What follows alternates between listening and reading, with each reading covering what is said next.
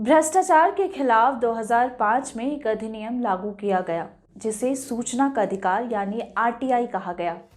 सूचना का अधिकार अधिनियम 2005 के तहत कोई भी नागरिक किसी भी सरकारी विभाग से कोई भी जानकारी प्राप्त कर सकता है। इसलिए आरटीआई के तहत हर नागरिक को सरकार से सवाल करने की छूट दी गई है। सरकार चाहे भ्रष्टाचार के खिलाफ कितने भी नियम या अधिकार ले आए, लेकिन जब तक उसका पालन जमीनी स्तर पर सही से ना हो तो उस नियम की कोई भी अहमियत नहीं रह जाती है। ऐसे में बिहार के लखीसराय जिले में हो रहे भ्रष्टाचार के खिलाफ सूचना का अधिकार अधिनियम 2005 के तहत वहां के नागरिकों ने वहां के अधिकारियों से उस इलाके में हो रहे काम का हिसाब मांगा। हिसाब ना मिलने पर वहां के लोग अब आमरण अनशन पर पिछले 1 हफ्तों से बैठे हैं, लेकिन उनकी सुध लेने वाला कोई नहीं। देखिए लखीसराय से सोनू की ये ग्राउंड रिपोर्ट। ये जो बिहार सामाजिक संगठन है ये क्या है? बिहार सामाजिक संगठन हम लोग अपने स्तर से बनाए हैं। हम किसी संस्था से जुड़े हुए लोग नहीं हैं। हमारा उद्देश्य है कि आरटीआई के तहत जवाब मांगकर जो जहां खामियां हैं, विद्यालय हो, आंगनबाड़ी हो, मतदाता सूची हो या कोई योजना का कार्य हो, जल नल हो, इसका पारदर्शिता लाने के लिए हम लोग इसमें काम करते हैं। जो जिसके थ्रू हम लोग अधिकारी को लिखते हैं, लिखने के बावजूद भी सालों साल तक कोई कार्रवाई नहीं होता है, ना उसका कोई जवाब आता है। इस करके आज हम लोग धरना पर बैठे हुए हैं। आपकी बिहार सरकार हो या सेंट्रल सरकार हो, हर डिपार्टमेंट में अलग अलग नीचे स्तरीय से बड़े पदाधिकारी हैं, उसके बावजूद आप लोग को आरटीआई करने का ज़रूरत कैसे पड़ जाता है? देखिए, सूचना का अधिकार यह 2005 में लागू हुआ और 2005 में लागू हुआ सूचना का अधिकार। सूचना के अधिकार के तहत हम लोग सूचना मांगना प्रारंभ किया कि आप सरकार के जो राशि आ रही है जनहित के लिए, वह राशि का क्या क्या उपयोग हो रहा है और उस उपयोग का कहाँ पर यूटिलाइज सही में हो रहा है या नहीं हो रहा है। जब उससे मांगे तो लोग आनाकानी करने लगा था देने से, क्योंकि वो अगर देता है तो जहाँ 10 लाख की योजना है वहाँ 4 लाख ही में वो कर देता है। आखिर 6 लाख क्या होता है? तो उसमें फंसने लगा, नीचे से ले कर्मचारी से ले लेकर पदाधिकारी तक फंसने लगा। और पदाधिकारी, वरीय पदाधिकारी को कौन बचाता है? जनप्रतिनिधि बचाता है, चाहे वो विधायक हो, सांसद हो, चाहे मंत्री हो, तो वह सब भी घेरे में आ जाएगा ना। इसलिए हम लोग ने वही काम किया कि उसी का था स्लोगन कि करेगा जो करे भ्रष्टाचार उसका करे आप उजागर। तो हम लोग उजागर करने लगे। तो सरकार जब फंसने लगा तब कहा कि नहीं, सूचना का अधिकार को जो है कुछ नियम को संशोधन करो या सूचना ही नहीं दो, ताकि जनहित में लोग नहीं जान पाएगा कि इतना बड़ा घोटाला। आज देखते हैं सृजन घोटाला हुआ, जैसे बालिका गृह कांड का घोटाला हुआ। अभी आप देखिए हाल फिलहाल में आप सुने होंगे कि मोदी, नीरद मोदी या फलना मोदी का जो घोटाला, ये सब हुआ उजागर उसी के तहत। आज जो यहाँ पे धरना पे आप बैठे हैं तो क्या उद्देश्य रहा होगा आपका, और इस धरना से क्या क्या बदलाव आएगा? देखिए, धरना का उद्देश्य तो हमारा है कि जनहित में सरकार रचित भ्रष्टाचार के खिलाफ और सरकारी अन्याय के खिलाफ जो है हमारा ये धरना है।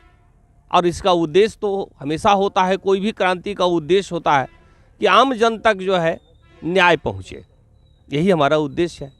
अभी चर्चा यहाँ पे आरटीआई का भी हो रहा था, तो आप लोग क्या आरटीआई करते हैं, कब करते हैं, क्यों करते हैं, थोड़ा विस्तारित से बताएं। देखिए, आरटीआई तो करते ही, हम तो 2005 से ही आरटीआई करते हैं, जिसमें कि यहाँ लागू नहीं हुआ, हम धनबाद से ही इसको शुरू किए हैं।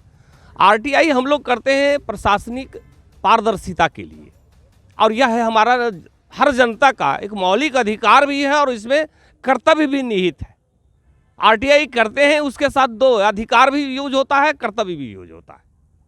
तो ऐसा अधिकार है और 2005 से ही करते हैं हम लोग कि शासन में पारदर्शिता आए, जनहित में जनता को न्याय मिल पाए।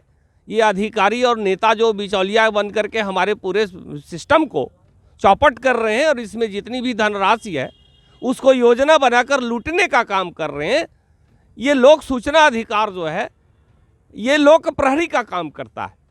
इसको एक टॉर्च कहें, जिसे कि जला देने के बाद भ्रष्ट अधिकारी और नेता दोनों जो है छिप जाते हैं अंधेरे में। ये सूचना अधिकार का ये प्रभाव है। इसी के लिए हमारी लड़ाई है। वो चाहते हैं इसको खत्म कर देना, हम चाहते हैं ये बहाल रहे। और गणतंत्र की पहली अथी है कि गणतंत्र में लोगों को कानून का अधिकार मिला, कानूनी रूप से हमारा देश सशक्त हुआ। ये गणतंत्र भी नेताओं अधिकारियों तक ही सीमित रह गया, आम जनता तक गणतंत्र का लाभ नहीं मिल रहा है। जैसे आमरण अनशन का उद्देश्य ये है कि अगर हम खाना खा करके बैठे तो फिर आमरण अनशन नहीं, आमरण अनशन मरणास्थन मरणो स्थिति तक हमको यहीं बैठना है, तो ऑटोमेटिक हमको खाना तो नहीं खाना है। तो जिलाधिकारी तो यही सामने वाला रास्ता से जाते होंगे कि डर से उधर से ही घुस जाते हैं? जैसे जिला पदाधिकारी में अगर थोड़ा सा भी संवेदना बचा तब तो उनमें मानवता है कहाँ। वो तो दलाल को बैठाए हुए हैं। हम आपको 2-4 को फोटो दिखा देते हैं, आप देखिए कि किस तरह दलाली करवा रहे हैं। तो ऑटोमेटिक है जो दलाली करवाएंगे, जो दलाल को बैठा कर रखेंगे, उनमें संवेदना कहाँ, उनमें मानवता कहाँ है। अगर मानवता होता तो उनको तो लगना चाहिए कि इतना ठंड में अपने घुसे हुए हैं रजाई में और हम लोग यहाँ बैठे हुए हैं, उनको दिखाई नहीं पड़ रहा है। इससे ज़्यादा संवेदनहीनता और क्या बता सकते हैं। ये कड़ाके के ठंड में आप लोग अनशन पे बैठे हुए हैं और आपके साथी अभी बता रहे थे कि जिलाधिकारी की तरफ से कोई व्यवस्था नहीं किया गया। ये कड़ाके के ठंड में तो क्या खाना वाना का व्यवस्था हुआ है या भी नहीं? इसे हम लोग जो है आमरण अनशन पर हैं, तो बिना खाए हुए जो है हम पूरा पवित्र रूप से ईमानदारी से हम लोग जो है जनहित में इस अनशन को जारी रखेंगे।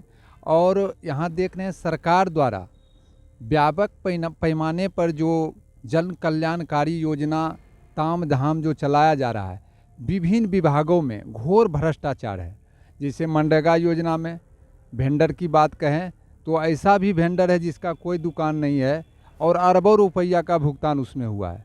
ग्रामीण कार्य विभाग जो देखिए ग्रामीण क्षेत्र का जो भी रोड है जहाँ भी है, और वो रोड में अनुरक्षण के नाम पर एक बार भी जो है अनुरक्षण नहीं किया जा रहा है। हमें लगता है कि सरकार का ये प्लान है कि ताम झाम दिखा करके और लूट खसोट करके कमीशन खोरी करके जो है अपना पेट भरे, यही हमको लग रहा है। जिस स्थल पे आप बैठे हुए यहाँ से मात्र 100 गज की दूरी पे जिलाधिकारी का ऑफिस है, तो क्या उनको भी तो पता होगा कि यहाँ पे अनशन पे आमरण अनशन पे बैठा गया है? उनके तरफ से कोई सूचना वगैरह लिया गया या फिर कुछ जानकारी नहीं, उनके तरफ से कोई पहल नहीं हुई है। हम अनशन पर बैठने से पहले 12 तारीख को उनको मैं इसकी पूरी जानकारी बाज़ाब्ता रिसीव करा के मैं दिया हूँ, जो कि एक प्रति मैं आपको भी दूंगा। उसके बाद 19 तारीख को एसडीओ से मैं यहाँ की सुरक्षा, यहाँ पर बिजली प्रबंधन, स्वास्थ्य प्रबंधन और ठंड को देखते हुए अलाव का प्रबंध करने का हमने उनसे आग्रह किया है और सूचित भी किया है, जिस पर कि कोई भी जवाब किसी भी प्रशासनिक पदाधिकारी या प्रशासनिक कार्यालय के द्वारा हमें अभी तक अवगत नहीं कराया गया, न हमारी सुधि ली गई है। तो अभी उनको क्या संदेश देना चाहेंगे और उनकी सरकार? हम उनको संदेश देने से पहले 1-2 को फोटो दिखाते हैं। ये फोटो देखिए, ये है योजना। एक ही योजना को कई बार घुमा फिरा करके देना है। अगर कुआं खोदना है तो ऑटोमेटिक गहरा करना होगा, लेकिन आज जो नाली बन रहा है वो 2 फीट 3 फीट ऊंचा बनाया जा रहा है। काहे भाई कि खोदाई का पैसा नहीं लगेगा। आप देखिए, अब दूसरा फोटो देखिए, छड़ का 2 फीट का नाली है, इसमें छड़ का देखिए गिनती या क्वांटिटी देखिए, 10 mm का छड़ होना चाहिए, 8 mm का छड़, उसमें 2-3 को छड़ दे दिया। तीसरा फोटो देखिए, जबकि इसको डबल तह में होना चाहिए था, 4 इंची पर होना चाहिए था, ढलाई 6 इंची होना चाहिए। प्राकलन का मांग किया जाता है, प्राकलन नहीं दिया जाता। हम आपसे आपके चैनल के माध्यम से एक चीज़ पूछना और बताना चाहते हैं कि भारतीय संविधान का सर्वोच्च पद महामहिम राष्ट्रपति भी अपने 6 माह के कार्यकाल में करोड़ों का प्रॉपर्टी नहीं खरीद सकते हैं, लेकिन हमारे नगर सभापति 6 महीना के एवज कार्यकाल में करोड़ों का प्रॉपर्टी खरीदा। इससे ज़्यादा भ्रष्टाचार और क्या होगा। वो दलाल को रखे हुए हैं, तो ऑटोमेटिक है जो अवैध व्यक्ति हो तो अवैध काम करेगा। देखिए, यहाँ कहा जाता है कि साधारण बोर्ड के बैठक में जो है ना, विधायक प्रतिनिधि तक कोई अलाउ नहीं है। देखिए ये दलाल कैसे हैं, जो नियमित कर्मचारी हैं वो पीछे हैं, जो दैनिक मजदूर के रूप में कार्यरत है वो साहब जैसा बैठा हुआ, यह अवैध व्यक्ति को बैठा करके दलाली करवा रहे हैं। दलाली कौन करवा रहे हैं? जिलाधिकारी? जिलाधिकारी के नाक के नीचे हो रहा है। 10,000 रुपया पर मंथ दिया जा रहा है, तो जिला पदाधिकारी नहीं करवा रहे हैं। जिला पदाधिकारी को बार बार आवेदन दे रहे हैं। जांच कमेटी बनाया जा रहा है, उसके बाद जांच कमेटी के नाम पर कुछ होबे नहीं करता। सफाई में अभी जो वर्तमान सफाई एजेंसी है CVS, यहाँ 51 लाख में काम कर रहा है, और जबकि यही छपरा नगर निगम में महज 21 लाख 22 लाख में काम हो रहा है। तो हम अब जिला पदाधिकारी से पूछना चाहते हैं कि यहाँ जो नाली साफ होता है सोना का कोदार लगता है, क्या चीज़ से साफ होता है? 51 लाख कहाँ जा रहा है? इनमें सब में इनका कमीशन फिक्स है। अभी आपसे सरकार और आप अपने जिला के जिलाधिकारी से क्या मांग करना चाहेंगे? अपने जिलाधिकारी महोदय से हम यही मांग करेंगे कि मेरे जो 14 सूत्रीय मांगों को जो हम लोग रखे हुए हैं वो अपने आएँ और हम लोगों को आश्वासन देकर हमारी मांगें पूरी करें। हर नागरिक टैक्स अदा करता है, इसलिए RTI एक्ट 2005 के तहत उसे पूरा अधिकार दिया गया है कि उसे टैक्स के पैसों का सही इस्तेमाल कहाँ हो रहा है कहाँ नहीं, ये जानकारी मिले। लेकिन ऐसे में कोई अधिकारी अगर जानकारी देने से मना करता है तो क्या ये सही है? इस पे आपकी क्या राय है, हमें कमेंट पर लिखकर ज़रूर बताएं। साथ ही आपको हमारी ये रिपोर्ट कैसी लगी हमें कमेंट कर ज़रूर बताएं और हमारे चैनल को सब्सक्राइब करना ना भूलें। शुक्रिया।